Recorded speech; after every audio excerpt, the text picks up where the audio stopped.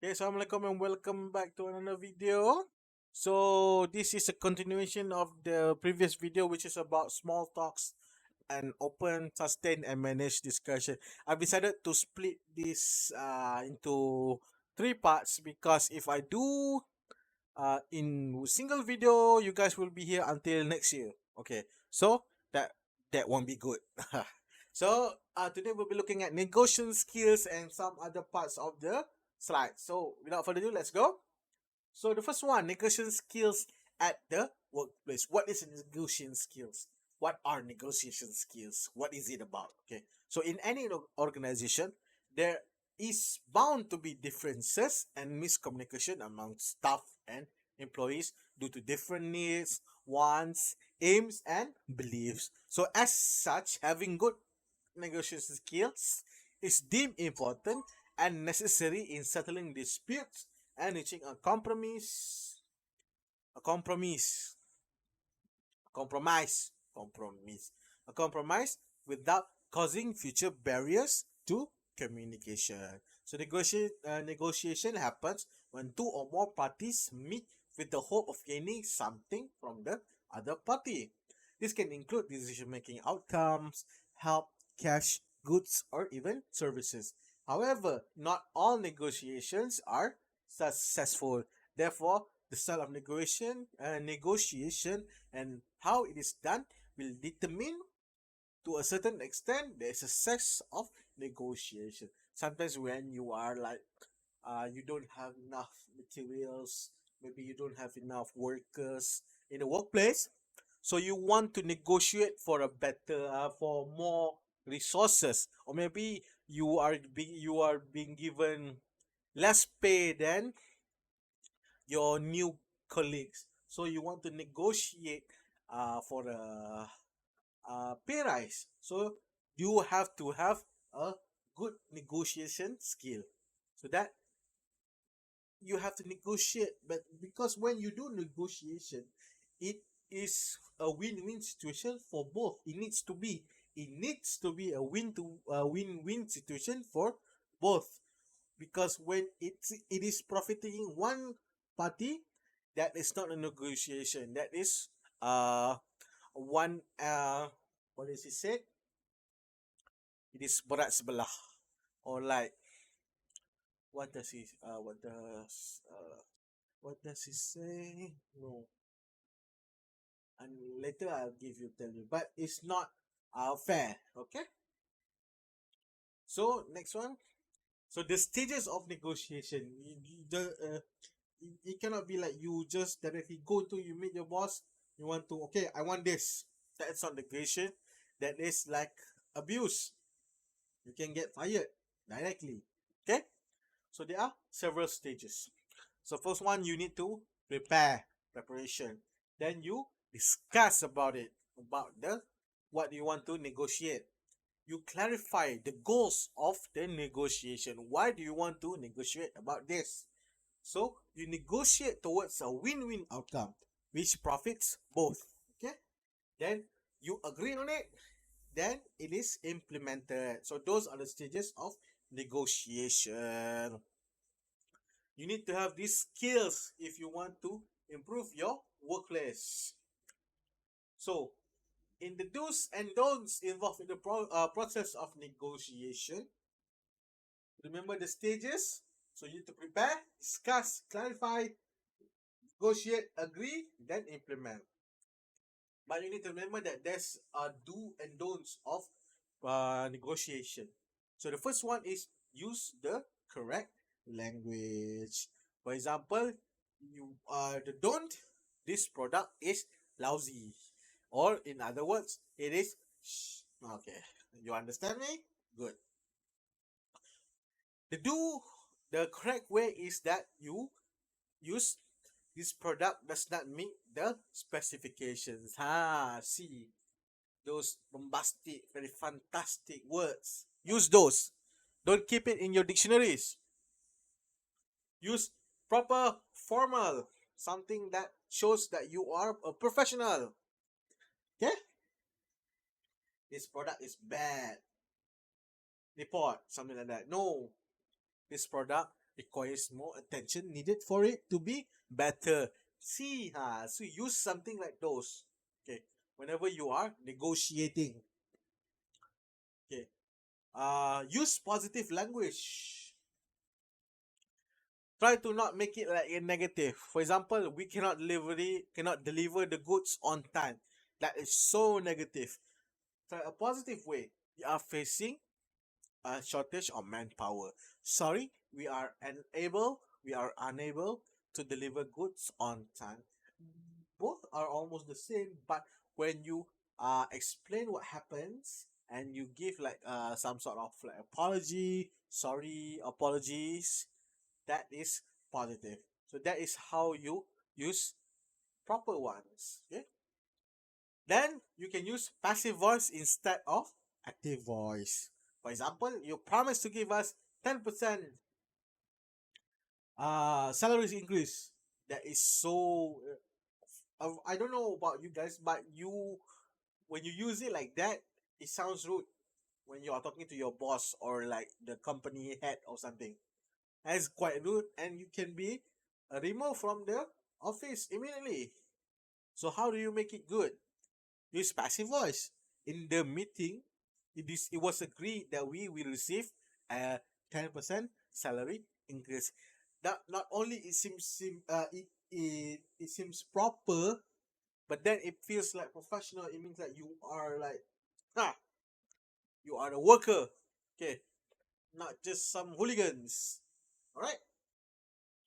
Now then, the fourth one, use models such as maybe, perhaps, ought to make your ideas seem less abrupt. You don't use, for example, the don't here is that to increase productivity, we must hire more workers. Who is the boss? You are the boss. Okay. So if you use like something like a model of like you are instructing your boss to do something like that, you will be fired. So all of this can make you get fired. Do you be fired? Okay, you don't get fired. A proper way is to increase productivity. Perhaps we could hire more workers. You are giving suggestions, not an instruction. When you do instruction to your boss, you say bye bye to your work. Okay? So try to use all of this when you are negotiating, because you want something but you are not using proper words for it, proper language for it, you don't get it. All right. Now, ask for and give opinions. This is very crucial, very important, because whenever you do discussion, meetings, or like a forum or debate or anything, you need to ask for and you need to give opinions. Okay? When you want to give opinions, some example that you use is as in the above examples. As far as I'm concerned, in my opinion, in my view, in my point of view, the way I see it. So those shows your opinion. You want to give your opinion. You want to give your view on it. So that is giving opinion. But sometimes you want people to contribute. You want people to give their opinions. You can use examples in the bottom. So for example, what do you think or reckon? Do you see what I'm getting at? Do you know or see what I mean? Do you agree with me? You want them to respond to you. You want to give feedbacks. So that is how you ask for your opinion. So this is very important because in your third assessment, when you do have to do like a meeting or like a group presentation, so these are the things that we want to see from you, to show that you are able to ask, to give opinions, as well as in the previous video when we look at how do you manage, sustain, and open the discussion. That is how, this is very important. This is how you use it, how to sustain the discussion. Okay. So express agreement and disagreement. This is very important as well. Okay, because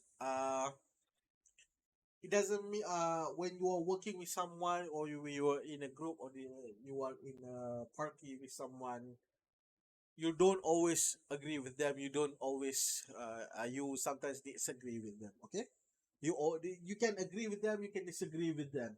So it means that sometimes when someone do it something good, maybe you agree with them. That is how you show. This is how you show your agreement. Maybe you don't agree with the person, so you want to disagree with them. This is how you do it. So first one, how to express an agreement. So you can use, I totally agree with you. I couldn't agree more. I go along with that. I feel the same. This is very good when you are expressing agreement, when you agree with someone's opinions. But you need it is good to continue to explain why you agree. That is better when you are expressing your agreement. You can just agree, but when you can explain why you agree, why other reasons why it should be agreed, so that is better. Okay. Examples of this disagreeing can be, I'm afraid to disagree. I'm afraid I disagree. I don't agree with you or that. I'd be inclined to disagree. That's not the way I see it. So you mean it means that you will not be accepting the person's opinions, and then what? Continue. Don't you just disagree? I disagree. Then you stop like that. That is very poor disagreement. Okay. Explain why you disagree. Give opinion back. Counter that disagree. Counter that opinion back. Counter that point. That is how to show your disagreement is strong. Okay. But sometimes you can partly agree. Okay. How to partly agree. You can use some of this. I see your point, but I cannot agree with you or that. I agree with you to extent. However, you make a good point, but so it means that the person is explaining something. You agree with some of it. You disagree with some of it. So how you want to this is the way that you want to contribute to the person's idea. So this is how you partly agree or disagreeing. Okay. Okay, use appropriate language to open, hold, and close discussions. So you need to use appropriate language because sometimes discussion is something that is very it can be quite formal. Okay, so there is a appropriate way to start, to hold, and to close discussions. Okay. Okay. How to open the discussion? Some words are confused because they sound alike, look alike, or both. Others are confused based on similar meaning. Thus, the chairman should you use good words together with the great greeting before starting a discussion. You need to like give a opening to discuss. Maybe briefly, briefly explain about the topic that you are trying to discuss today, and greet them. Provide like something like a good greeting, make them feel like they are invested into the discussion. Confine the use of jargon in situations where you organize or your audience recognize it. Use technical terms that your audience recognize, not something that is not recognizable. For example, you are talking about mechanical things, then you talk about Cassius something. That is a scientific jargon things too. Then you use in a mechanical kind of thing. You are like very off topic, off track of the world. Okay. So use slang or an information in unofficial words only in your informal personal discussion. Maybe discussion with your friends and everything. Use slangs or unofficial words only in your informal personal discussion. Don't use slangs on artificial words in formal discussion. Okay, use in a straightforward way without using euphemisms or flowery language to disguise what you are saying. Long story short, don't beat around the bush. Go directly. Go all in. Okay, don't use euphemism or flowery language. As bright as the day comes, I brighten the day again or something like that. Don't just directly go like that. Good greetings, but go directly. Make sure you examine the subject matter, audience, and purpose to determine a formal discussion. Why? What are we discussing? Who are we discussing about? And why are we discussing about this? So that is how you determine a formal discussion. Next, how to hold a discussion. How to maintain, how to hold, how to like sustain, use standard English and follow established rules of grammar. This is very basic. This is very understandable. Okay. Use a level of formality appropriate for your audience. If you need to take a break, you have to inform the audience. So when you are talking to your friends or discussing something like very like maybe about your work, maybe about your assignments or something, you can use informal and like slangs and everything.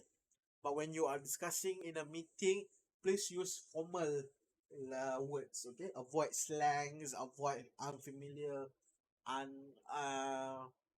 language characteristics that make it informal. Okay, and whenever you want to like stop the meeting for a bit, and when you want to have a break or something, you need to inform the audience. And be cautious of when using jargon and be polite at any time along the way of discussion. Okay, don't show biasness, don't be prejudiced or anything. Please make sure you, when you want to ask for opinion, when you want to stop them because you disagree, be polite and anything. Try to like maybe let them finish, then ask them to explain more or something. Okay. Then how to close discussion. How to close? You can use a quote. Use a quote that will stay with your other members so long after they leave the room. There will always be a fantastic presentation on what it takes to motivate a staff. So some quotes by the greats, like maybe anything that you want to make them the other members feel like, oh, this will stay with me. It will make me remember the importance of this discussion. That is how to good. That is how to close a good discussion. And then you can use a call to action. Most business discussion primary purpose is to move the audience into action. Use the last few minutes of discussion to enforce the call to action you say. Usually when you are a seller, you use call to action. At the end, you want to like convince your buyer to buy your stuff. So when you are in a meeting or business meeting or something, when you are like call to action, maybe you want to emphasize the importance of uh implementing the steps that you have suggested in the meeting so that uh proper actions can be taken. So that is a call to action for a meeting. Okay, and then you can use a compelling story. Ending your presentation on story, especially if that story is personal or illustrates how the content presented affects others, is the best way to conclude. Okay, these are some of the ways to close a discussion to make it like very impactful for the others, as well as make it like they feel this is a need to be addressed quickly. Okay, that is part number 2.